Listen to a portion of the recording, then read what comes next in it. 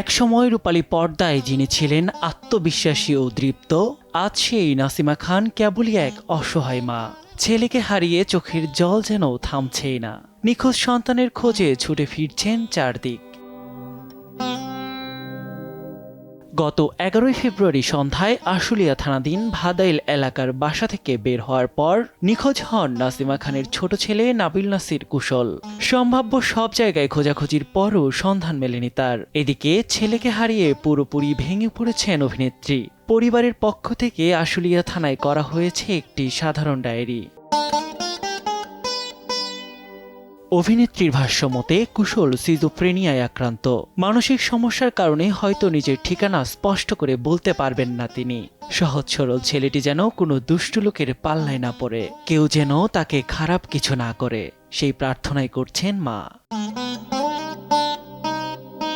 ছেলেকে নিরাপদে ফিরে পাওয়ার আকুতিতে কান্নাজড়িত কণ্ঠে নাসিমা জানান, ছেলের জন্য অন্তরটা পুড়ে যাচ্ছে তার। কোথায় আছে, কার কাছে আছে, কি খাচ্ছে, এসব ভেবেই কষ্ট পাচ্ছেন তিনি।